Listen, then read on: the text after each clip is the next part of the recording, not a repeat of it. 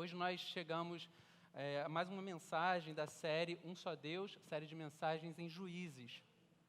E antes de dar início, eu gostaria de ter um tempo de oração com os irmãos, para que a gente possa pedir que Deus nos abençoe e fale conosco. Deus Santo, nós te agradecemos, Senhor, pela oportunidade de estarmos aqui reunidos em Teu nome. Deus Santo, nós cremos num Deus todo-poderoso, Criador, um Deus que não só criou todas as coisas, mas também as sustenta pela força do Teu poder. Deus, louvado seja o Teu santo nome por isso.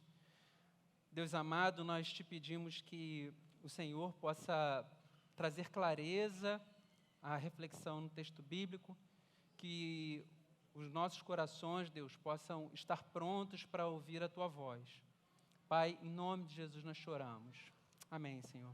Bem, hoje nós vamos meditar numa porção bem extensa das Sagradas Escrituras. Nós vamos ler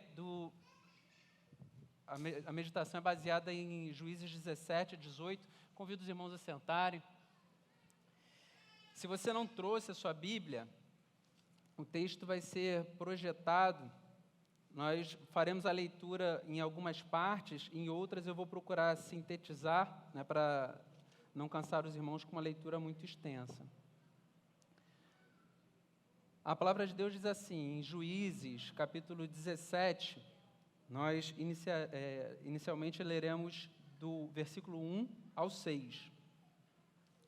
Havia um homem chamado Mica, dos montes de Efraim, que disse certa vez à sua mãe: os 13 quilos de prata que lhe foram roubados e pelos quais eu ouvi pronunciar uma maldição, na verdade, a prata está comigo, eu a peguei. Disse-lhe sua mãe: o Senhor o abençoe, meu filho.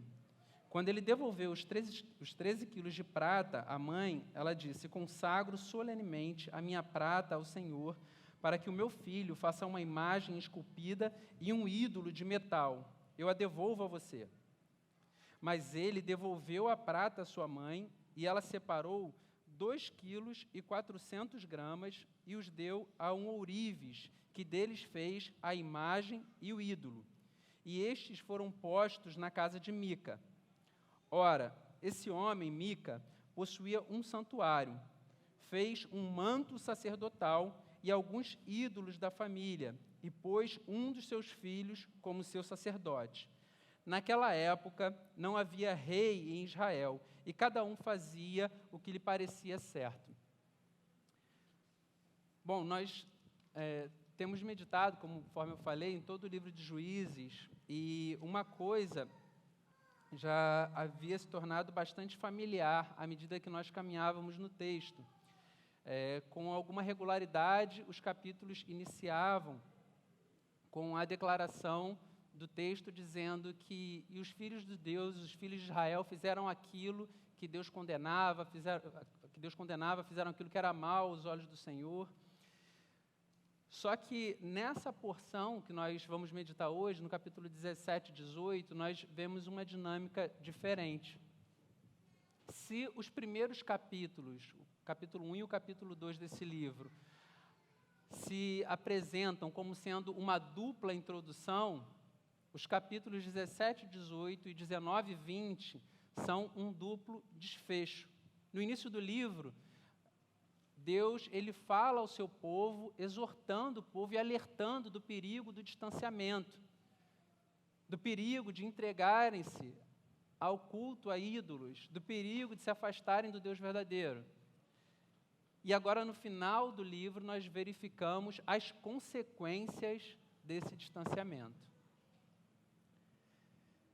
Quando a gente olha o capítulo 17, ele já começa com uma narrativa bem estranha, quando a gente atenta para os detalhes, porque a gente vê um homem chamado Mica, que, após ouvir as maldições proferidas por sua mãe, ele resolve entregar a prata que ele tinha roubado de sua própria mãe.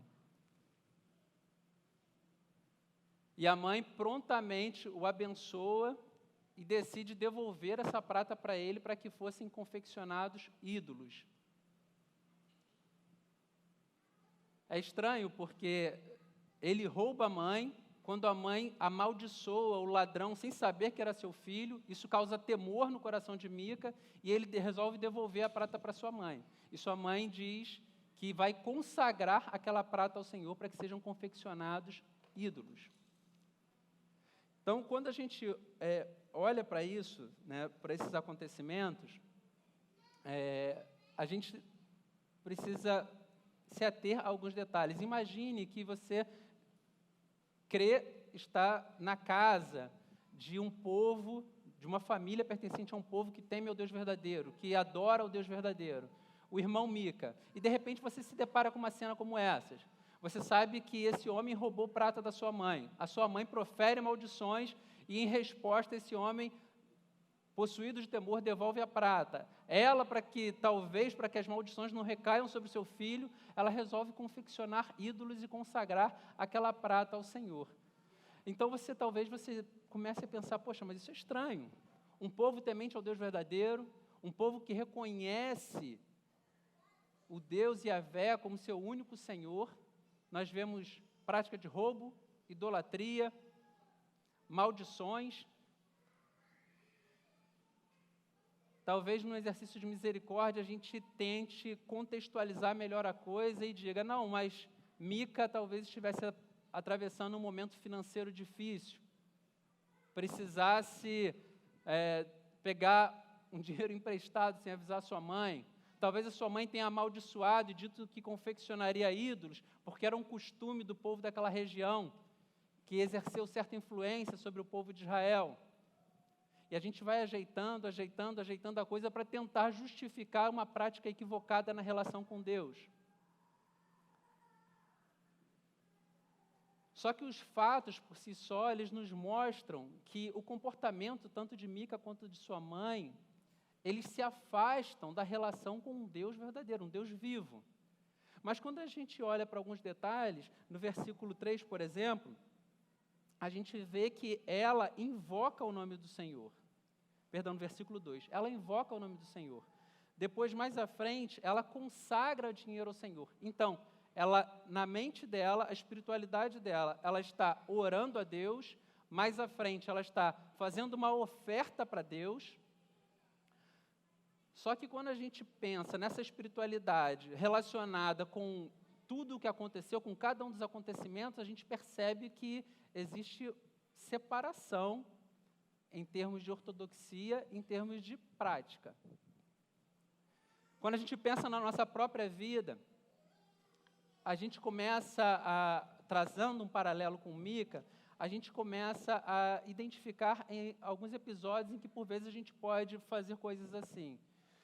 Se a gente retirar alguns recortes, né, da nossa história, a gente vê o quanto a gente precisa contextualizar e justificar para dizer que nós estamos realmente numa relação com Deus verdadeiro.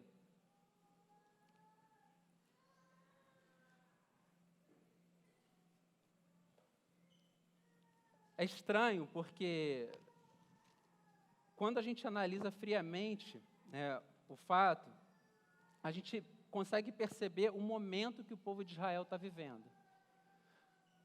O que eles estão experimentando, na verdade, é todas as consequências dos alertas que foram apresentados no capítulo 1 e 2. O povo passou a viver uma espiritualidade que nada tinha a ver com a relação com um Deus verdadeiro, um Deus vivo. Quando nós passamos a nos relacionar com Deus, e por isso o título da mensagem, Deus a minha imagem e semelhança, quando a gente começa a se relacionar com Deus, dizendo, bom, para mim Deus é de tal forma, para mim a relação com Deus se dá em tais termos, para mim, na minha opinião, Deus, Ele não exige de mim, não demanda de mim tais coisas. Para mim, o Deus é um Deus misericordioso que não vai compreender a minha fragilidade, vai compreender as minhas necessidades. Então, a gente começa a formatar Deus de acordo com as impressões pessoais que eu tenho acerca da divindade, acerca do que eu tenho de Deus. E quando a gente olha, por exemplo, a declaração do apóstolo Paulo, no momento que aquilo que ele preconiza no momento que antecede a ceia, e ele recomenda que cada homem examine o seu próprio coração. Isso é muito interessante quando a gente fala sobre o examinar seu próprio coração, porque Paulo, ele parte do pressuposto que todos nós, com a assistência do Espírito Santo, com o auxílio do Espírito Santo, nós, se formos sinceramente honestos, se formos sinceramente realistas com aquilo que está no nosso coração, nós seremos capazes de identificar aquilo que é condenável aos olhos de Deus. Sem que a gente precise ajeitar a narrativa para dizer que, no fundo, nós temos uma relação com esse Deus. Sem que a gente precise ajeitar muita coisa para mostrar que, no fundo, o que nós estamos fazendo é praticando um pecado e nos afastando desse Deus. Então, quando a gente olha, né, para a nossa própria história, olha para a nossa sociedade, o que a gente vê é um comportamento muito semelhante àquele que estava visitando a casa de Mica. Hoje nós temos planos de internet que estão customizados à nossa necessidade, planos de TV que atendem aquilo que eu desejo fazer, planos bancários. Então, da mesma forma que a gente quer que tudo seja customizado de acordo com a minha necessidade, nós podemos cair no engano, no engodo de acreditar que a nossa relação com Deus também pode se dar nesses termos. Que privilégio, hein? Ó. Obrigada, Alice. Então, olhando para a nossa própria vida, a gente percebe, será que eu tenho feito isso? Será que eu tenho me relacionado com Deus, tentando encaixar Deus nas minhas necessidades, nas minhas demandas, naquilo que eu entendo que seria uma forma justa de me relacionar com Deus? Ou será que eu procuro conhecer o Deus que se revelou nas Sagradas Escrituras e a Ele obedecer? Os erros demonstrados na conduta da mãe de Mica, eles certamente forjaram a relação que ele aprendeu que seria mais acertada a ter com Deus.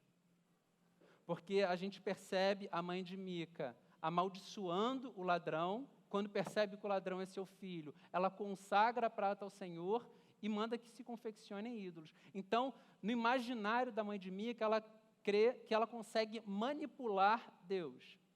Só que é interessante que a quantidade da prata roubada e que ela diz que vai dedicar ao Senhor não é a mesma quantidade da prata utilizada para forjar os ídolos. Então, a gente percebe que nem mesmo na idolatria, na infidelidade na qual ela mergulha, ela consegue manter coerência. Em alguns textos dizem que são 1.100 moedas de prata, em algumas versões, né, em algumas traduções, dizem que foram 1.100 moedas de prata roubadas.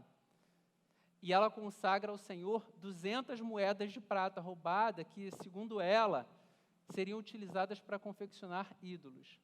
Então, no momento do susto, no momento do aperto, ela diz que consagraria toda a prata, só que depois ela separa 200 para poder confeccionar os ídolos.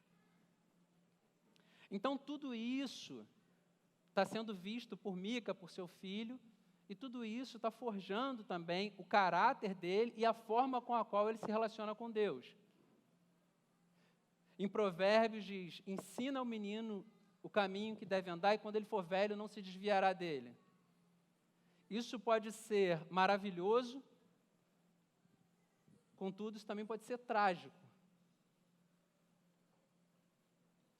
No caso de Mica, ele viu sua mãe acreditando que podia invocar o nome do Senhor através de maldições, fazendo ídolos e assim conseguir manobrar a vontade divina de acordo com as suas necessidades. Quantos de nós, por vezes, somos criados em lares, viemos de um histórico familiar, talvez meio complicado, e em alguns momentos, mesmo condenando alguns comportamentos, a gente se vê reproduzindo. Eu lembro, né, do meu próprio pai falando sobre experiências que ele viveu dentro da sua casa, que ele achava detestável. Em alguns momentos eu via ele agindo dessa forma.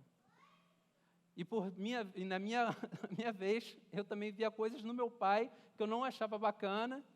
E na minha relação com a minha esposa, no meu casamento, na minha relação com minhas filhas, por vezes eu me vi fazendo isso. E no momento que eu agia, que eu falava dessa forma, de repente vinha aquele estalo. Eu estou fazendo aquilo que eu mais condenava. Então, Mica, ele passa a reproduzir aquilo que a sua mãe fazia. Ele começa a crer que ele pode fazer a mesma coisa, pode manipular Deus. A partir do versículo 7, eu gostaria de convidá-los a dar continuidade à leitura.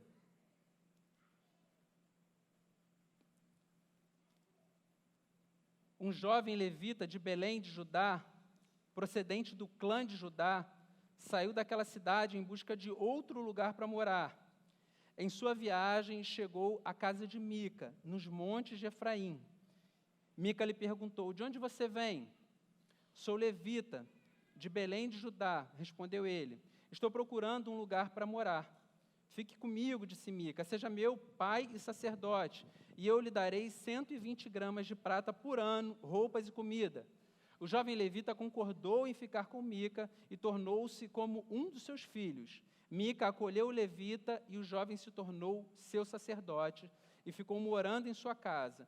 E Mica disse: agora sei que o Senhor me tratará com bondade, pois esse levita se tornou meu sacerdote.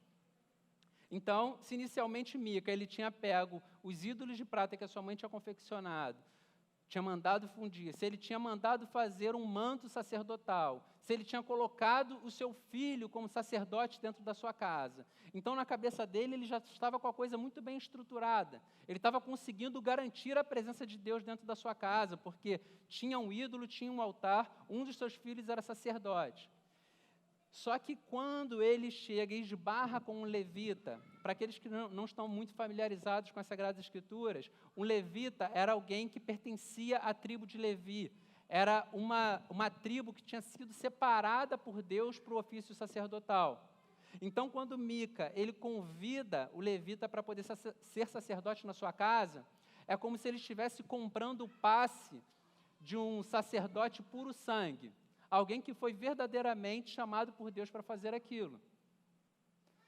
Então, na cabeça de Mica, o que ele pensa? Bom, já tenho um altar, tenho um manto sacerdotal, um dos meus filhos era sacerdote, e agora eu tenho alguém que realmente foi forjado, foi separado por Deus para fazer tal coisa. Então, estou dando um upgrade dentro da espiritualidade, dentro da minha casa. Agora, eu tenho a convicção de que Deus vai me abençoar. Como eu falei, na cabeça de Mica, ele tem a certeza que ele consegue manipular a vontade de Deus. Mica, ele acredita que ele pode montar uma espiritualidade de tal forma que fará com que Deus faça prosperar o seu caminho, faça com que seus negócios deem certo, faça com que a sua família caminhe bem, porque agora ele está debaixo da mão do Senhor, porque, afinal de contas, ele construiu toda uma estrutura litúrgica, ele conseguiu construir todo um ambiente para que Deus possa se manifestar dentro da casa dele, através da família dele. Então, ele cria um santuário, institui um dos seus filhos sacerdotes, aperfeiçoa o ministério sacerdotal, trazendo um levita para dentro da sua casa. Então, ele se esforça para poder montar um altar com ídolos, só que aquilo que era mais importante, que é destruir os ídolos que estavam no seu próprio coração, destruir a crença que ele poderia manipular Deus, isso ele não faz.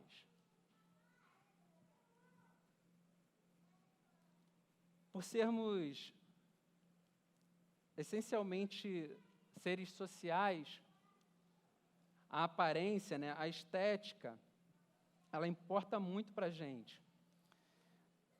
Muitas vezes, a gente envida, né, os nossos maiores esforços para poder criar algo que consiga comprar a simpatia das pessoas, nos tornar mais aceitáveis, mais admiráveis. As redes sociais mostram isso de forma muito clara. Certa vez eu ouvi um pastor falando uma coisa muito engraçada. Ele falando sobre o estresse, né, na organização de festas. Às vezes a festa para um filho, festa de aniversário. e ele brincando, falando que festas, por vezes, são a oportunidade em que nós gastamos dinheiro que a gente não tem para convidarmos pessoas que nós não gostamos, que sairão falando mal daquilo que nós pagamos para que elas comam. E ele falava isso de uma forma muito engraçada, e depois eu fiquei pensando, né, como isso pode ser verdade em alguns momentos. Algumas pessoas que a gente acaba trazendo para o nosso convívio social, para dentro da nossa casa, ou para uma casa de festa, e quando você para poder pensar no sentido, você se dá conta que isso é feito tão somente por conta de uma coerção social. Pessoas que às vezes você tem pouca afinidade e que ainda vão sair reclamando que o salgadinho estava frio.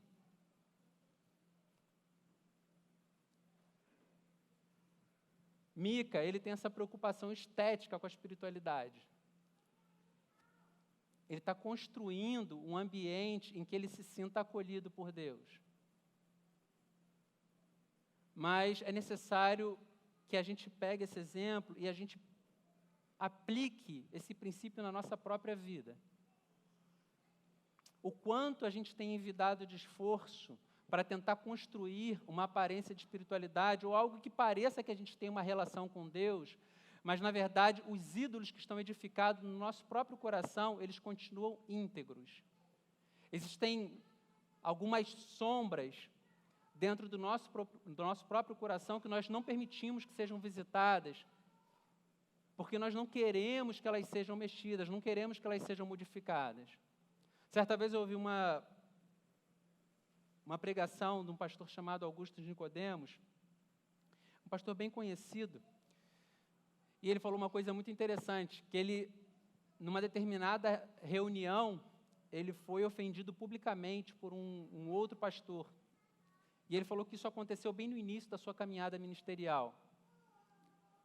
E ele saiu muito chateado daquela reunião, com muita raiva daquele pastor, e ele disse que, de repente, no caminho, na trajetória para casa, ele foi convencido por Deus que aquela raiva que ele estava sentindo, que aquele ódio que ele estava sentindo, aquilo era de origem maligna.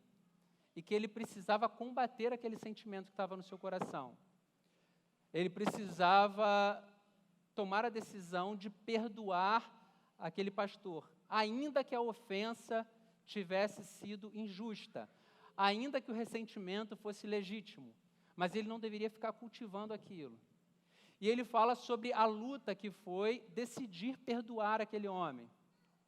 Porque, por vezes, a gente se agarra a algumas coisas e aquilo traz uma certa dose de satisfação. E ele falando que, no fundo, aquela raiva que ele estava sentindo e a forma como ele, no seu imaginário, ele torturava aquele pastor e se vingava dele e retribuía a ofensa. Então, a forma como ele ia se relacionando com aquela lembrança, no fundo, aquilo trazia alguma satisfação para ele. Ele não queria se desvincular daquela raiva que ele estava sentindo. E às vezes a gente faz exatamente assim. Algumas memórias afetivas a gente guarda no nosso coração e de vez em quando nós as visitamos e torturamos as pessoas que nos feriram, nos machucaram.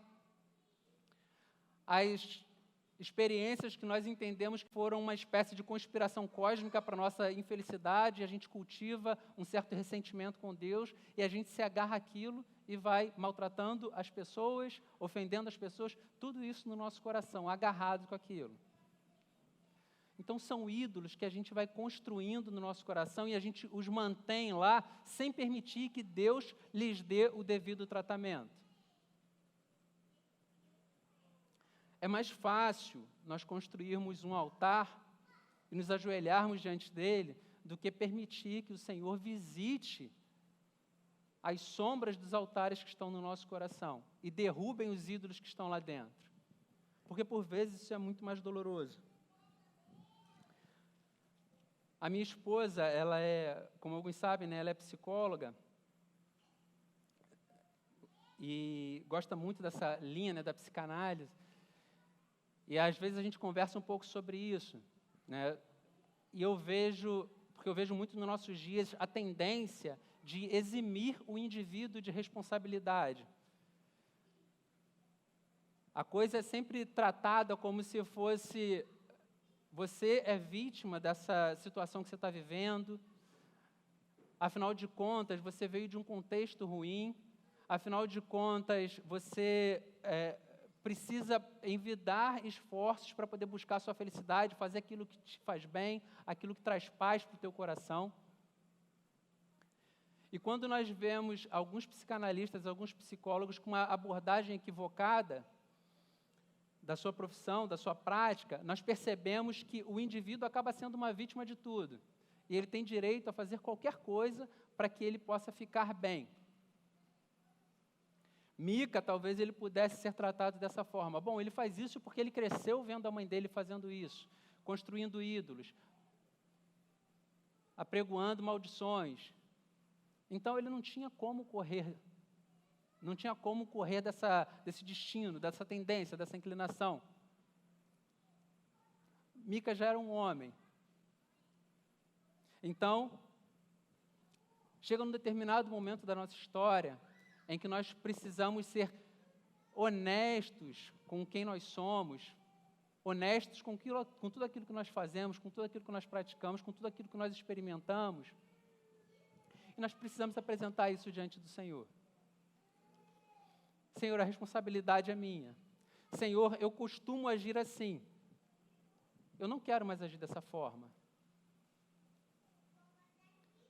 Quando a gente olha para esse exemplo que eu relatei do pastor Augusto Nicodemos, ele fala sobre a dificuldade de abandonar aquele sentimento. E ele fala sobre o quanto, em alguns momentos, o liberar o perdão, o arrepender-se, é uma escolha. Essa pregação é muito interessante porque ele afirma, olha só, eu não queria perdoar aquele pastor, eu não tinha o menor desejo de perdoar aquela pessoa, mas eu fui convencido por Deus de que eu estava errado ao me agarrar àquele sentimento, ao continuar agindo daquela forma. Então eu escolhi perdoá-lo naquele momento. E foi impressionante que quando eu cheguei em casa, o sentimento que estava no meu coração era totalmente diferente do sentimento que eu tinha do momento em que eu saí da reunião. Continuar cultivando o ódio era algo que adoecia a ele mesmo. Quando a gente lê esse texto, os versículos 17 e 18, uma coisa que é muito interessante, que a gente não vê nos capítulos anteriores do livro de Juízes, é que em todos os capítulos anteriores nós vemos o texto sagrado dizendo que que o Espírito do Senhor levantou um determinado homem, que o Espírito do Senhor levantou determinada mulher, que Deus falou através da vida de determinada pessoa. Nos capítulos 17 e 18 nós não vemos nenhum episódio em que Deus fala. Nós não vemos nenhum episódio que o Espírito Santo usa determinada pessoa. Nós não vemos nenhuma ação de Deus relatada nesse texto. É como se Deus estivesse em silêncio. Eu gostaria de convidá-los a ler mais uma porção do texto no capítulo 18, dos versículos 1 a 6. Nós vamos projetar, versículo 18, de 1 a 6, que diz o seguinte: naquela época não havia rei em Israel, e a tribo de Dan estava procurando um local onde estabelecer-se, pois ainda não tinha recebido herança entre as tribos de Israel. Então enviaram 5 guerreiros de Zorá e de Estaol para espionarem a terra e explorá-la. Esses homens representavam todos os clãs da tribo. Disseram-lhe: vão, explorem a terra. Os homens chegaram aos montes de Efraim e foram à casa de Mica, onde passaram a noite. Quando estavam perto da casa de Mica, reconheceram a voz do jovem levita. Aproximaram-se e lhe perguntaram: quem o trouxe para cá? O que você está fazendo neste lugar? Por que você está aqui? O jovem lhes contou o que Mica fizera por ele. Lembram lá do início, em que Mica convidou ele, disse que daria alimento, uma certa quantidade de prata por ano. Então eles pediram: pergunte a Deus se nossa viagem será bem-sucedida. O sacerdote lhe respondeu: vão em paz, sua viagem tem a aprovação do Senhor. Então, para sintetizar aquilo que acontece aqui no capítulo 18, uma determinada tribo de Israel, uma tribo chamada Dan, ainda não tinha encontrado um território para que pudessem morar. Então, eles estavam indo em busca de um lugar, um espaço para que eles pudessem conquistar e morar. No caminho, eles encontram esse jovem levita, esse sacerdote por ofício, e eles consultam ao Senhor, perguntam a ele se Deus aprovaria a ida deles para aquele lugar, para poder conquistar aquela terra. E o jovem levita diz: bom, essa viagem está sob as vistas do Senhor, o Senhor conhece o caminho de vocês. Então, é interessante que a gente vê que o povo de Dan resolve consultar um levita. Só que quando a gente vê o desenrolar do texto no capítulo 18, o que eles fazem? Eles transgridem uma lei de guerra, porque quando a gente olha para o texto, eles chegam até a cidade, o relato diz que aqueles homens que moravam naquela cidade eram pessoas pacíficas, que não tinham vínculo com outros povos, que viviam sem alianças com outras nações, então aparentemente seria um povo fácil de ser dominado, fácil de ser conquistado. Eles voltam, trazem esse relato e juntam um exército e matam todos os habitantes daquela cidade. Dentro daquele contexto em que as pessoas disputavam território, parece que não há problema algum em fazer isso. Só que quando a gente lê o livro de Deuteronômio, a ordem para poder matar os habitantes das cidades e destruir se aplicava tão somente aos habitantes da região de Canaã, aos cananeus, aos amorreus e jebuseus. Então, Deus fala expressamente para o seu povo que eles deveriam tentar, primeiramente, subjugar o povo a trabalhos forçados. Só que eles vão lá e pegam um povo aparentemente pacífico e matam todo mundo. Só que eles fazem isso após consultar o Senhor. Eles acreditam que tinham consultado o Senhor. Eles consultaram aquele sacerdote que resolveu habitar na casa de Mica, sem senso de missão, sem senso de desígnio para aquilo que ele tinha sido consagrado para fazer, que era profetizar, que era o seu ofício. Mas ele resolve ficar na casa de Mica para poder receber um salário e ter um lugar mais cômodo. Então, eles consultam esse sacerdote, e a profecia que ele faz é: vão em paz, o Senhor está diante de vocês. Da mesma forma que a gente ouve muita gente falando: não, Deus está no controle. Da mesma forma que a gente vê falando: não, Deus sabe de todas as coisas.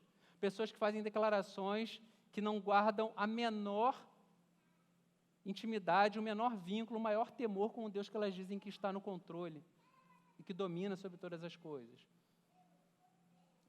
Quando a gente olha no versículo 15, a gente vê esses mesmos homens que consultaram ao Senhor antes de conquistar Laís, eles entram na casa de Mica e saúdam o levita. E a palavra que para a gente é traduzida como saudar, significa, no original é shalom, é paz. Só que eles saúdam Mica, saúdam o levita, para poder entrar e roubar todos os ídolos e carregar o sacerdote junto com eles. Então, quando a gente para e pensa sobre a conduta adotada por essa tribo, a tribo de Dan, eles cometem um genocídio numa cidade chamada Laís, eles roubam ídolos, eles carregam com eles um sacerdote, e um sacerdote que está os acompanhando, tão somente pela oferta de receber um salário maior e ter um status maior, porque ao invés de ser sacerdote de uma família, seria sacerdote de uma tribo. Então, quando a gente olha para tudo isso, a gente percebe o quão é perigoso nós nos relacionarmos com Deus a partir do pressuposto do Deus para mim é determinada coisa. Quando a gente olha o versículo 6 do capítulo 17, o versículo 1 do capítulo 18, que diz que naqueles dias não havia rei em Israel e cada um fazia aquilo que era certo aos seus próprios olhos. Quando nós fazemos aquilo que é certo aos nossos próprios olhos, nós corremos o risco de se relacionar com o ídolo, mas com a firme convicção de que nós estamos nos relacionando com Deus. Porque a idolatria, ela nem sempre se manifesta de uma forma escandalosamente negativa, de uma forma feia. Quando a gente olha o povo de Israel no deserto, quando eles confeccionam o bezerro de ouro, eles estavam cultuando uma divindade que para eles era uma garantia de fertilidade. A fertilidade vem do Senhor, a provisão vem do Senhor. Mas quando a gente faz um recorte nesse atributo divino e absolutiza e transforma aquilo no ponto mais elevado da nossa relação com Deus e só presta culto àquilo, isso é idolatria. Isso é relacionar-se com o ídolo.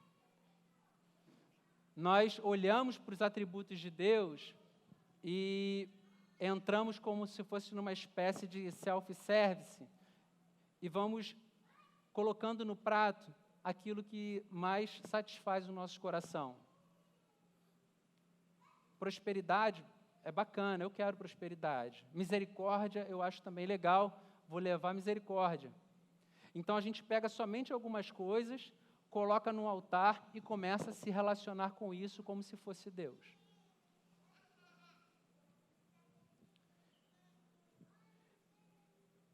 Quando a gente olha o comportamento do próprio sacerdote, que aceita ficar na casa de Mica por ter uma porção de prata e uma porção de comida, aceita sair da casa de Mica e acompanhar a tribo de Dan, porque agora ele não seria mais sacerdote somente de uma família, mas seria sacerdote de todo um clã, de toda uma tribo. A gente percebe alguém que é movido por interesse e por conforto financeiro. Alguém que começou a utilizar o seu ofício de apresentar a vontade do Senhor ao povo, não movido por senso de missão, mas movido por conforto, por status. Então, a gente começa a perceber que até mesmo lideranças espirituais podem se relacionar com o ídolo, crendo firmemente que se relacionam com Deus.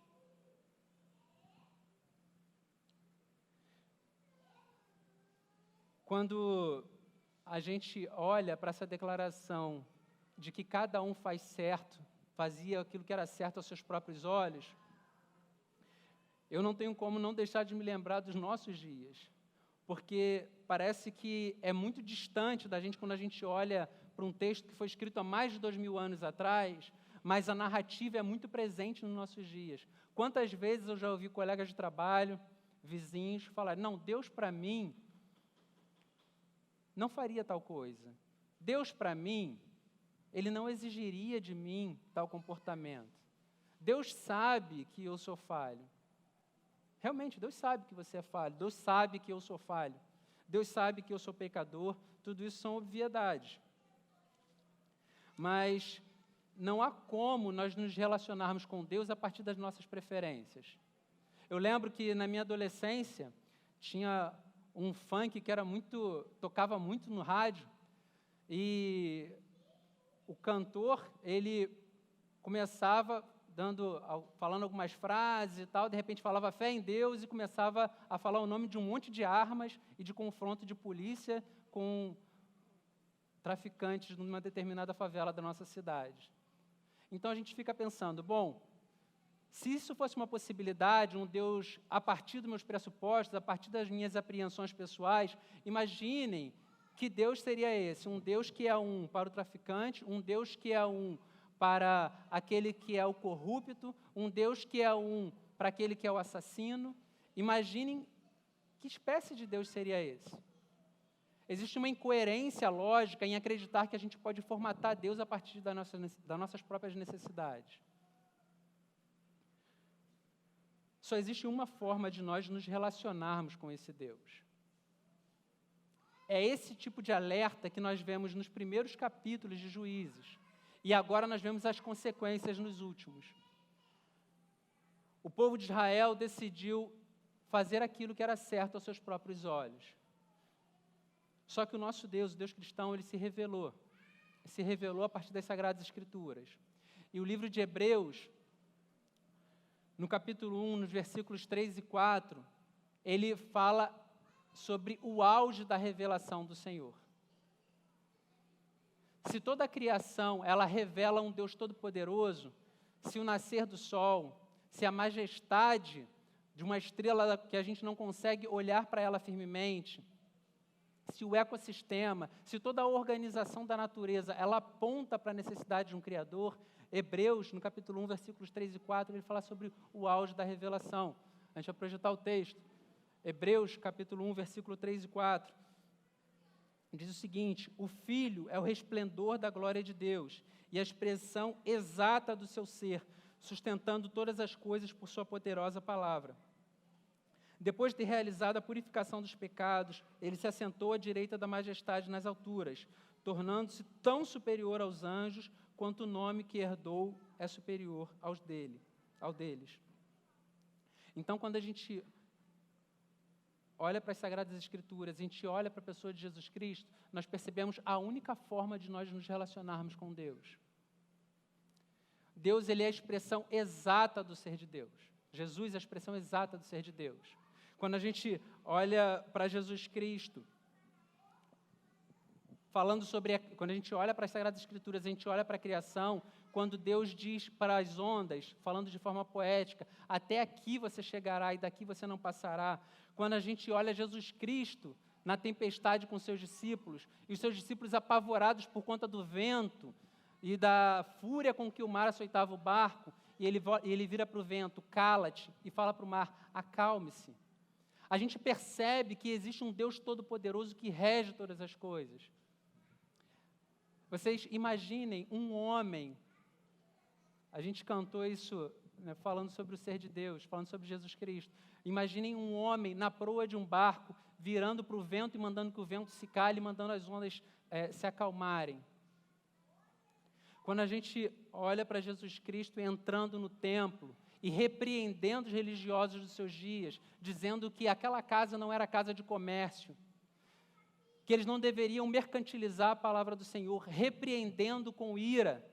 E todos aqueles, ele sendo um só, mas a autoridade com a qual ele fez aquilo era tão eloquente que ninguém ousava detê-lo, apesar de verem ali ameaçado todo o seu interesse, toda a sua possibilidade de lucro. Mas era tamanha a autoridade com a qual ele falava que eles não ousavam impedi-lo. Então a gente vê poder, a gente vê uma ira justa sendo manifesta.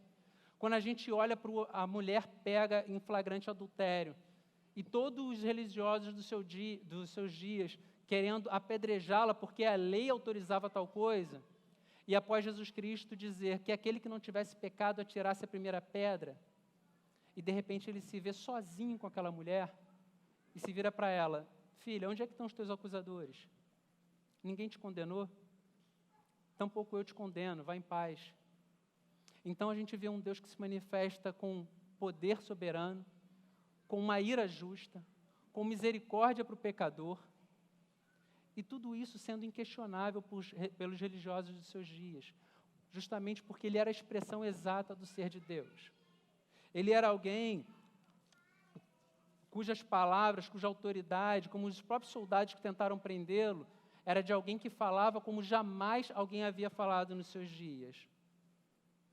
Só que mesmo após manifestar essa ira contra os mercadores do templo dos seus dias, aqueles que eram cegos e mancos, os coxos, que se aproximavam dele, poderiam oferir milagres.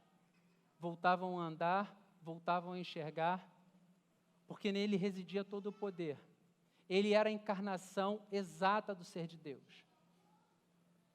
Então, quando a gente olha para toda essa história, e como eu falei, a gente se depara com um fenômeno que o pastor Tim Keller, ele até aponta como sendo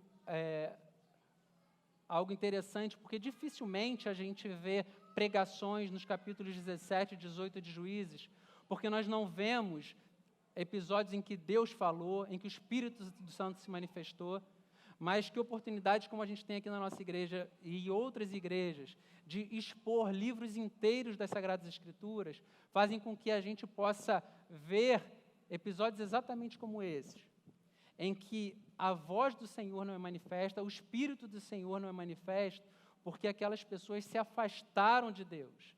Aquelas pessoas escolheram viver de acordo com aquilo que era certo aos seus próprios olhos. Então, quando a gente para e pensa sobre isso, nós precisamos avaliar a nossa própria história, nosso próprio coração. De que forma eu tenho me relacionado com Deus? Eu tenho feito aquilo que é certo aos meus próprios olhos? Eu tenho vivido de uma forma em que a minha conduta, a minha relação com Deus protege os ídolos do meu coração e procura construir um altar de forma que fique visível para todo mundo, um local onde eu possa exercer a minha crença de que eu consigo manipular Deus?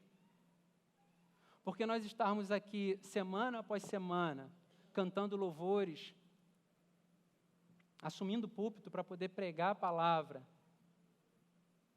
se isso não for acompanhado do desejo sincero de submeter a nossa vida, o nosso coração, a nossa história, a um Deus que é todo-poderoso, um Deus que é soberano, um Deus que manifestou-se em seu Filho Jesus Cristo, que tocou na história da humanidade. Se o nosso coração não estiver marcado por esse temor, nós incorremos no risco dos homens daqueles dias. De, no fundo, na verdade, estarmos vivendo uma religiosidade que é marcada por aquilo que parece ser certo aos nossos próprios olhos. Amém? Meus irmãos, gostaria de convidá-los a orar, porque, como eu falei, textos como esse, eles nos alertam para o perigo que pode estar no nosso próprio coração. Pior do que viver o afastamento completo do Senhor, viver afastado da narrativa bíblica, é relacionar-se com ela, é estar numa igreja domingo após domingo, mas sem permitir que o Senhor Jesus Cristo seja Senhor na nossa própria vida. Calvino, ele fala sobre o endurecimento judicial de Deus. Pessoas que se familiarizam com a religiosidade, com a espiritualidade, mas tornam-se com um coração tão duro, tão refratário à verdade do Evangelho, que se torna insensível à vontade do Senhor. Então, uma coisa terrível é estar domingo após domingo ouvindo a palavra, lendo a Bíblia, mas sem permitir que o seu coração seja tratado por ela. Vamos orar, feche seus olhos. Deus, nós nos colocamos diante do Senhor e te pedimos, Deus, que o Senhor nos livre de incorrermos no erro dos israelitas do capítulo 17 e 18 de Juízes. Pessoas que consultavam, acreditavam que estavam consultando a Deus, acreditavam que estavam orando a Deus, acreditavam que estavam entregando ofertas ao Senhor, mas que no fundo viviam uma religiosidade que em nada mostrava o caráter do Deus a quem acreditavam estar servindo. Deus, nós te pedimos que o Teu Santo Espírito, Deus, possa quebrar os ídolos do nosso coração, que o Senhor nos ajude, Deus, a dia após dia termos o nosso coração moldado e que o caráter de Cristo seja forjado em mim, em cada um dos irmãos aqui presentes. Deus, nós reconhecemos que nós somos tendenciosos, Deus, a protegermos o nosso coração, protegermos os ídolos do nosso coração.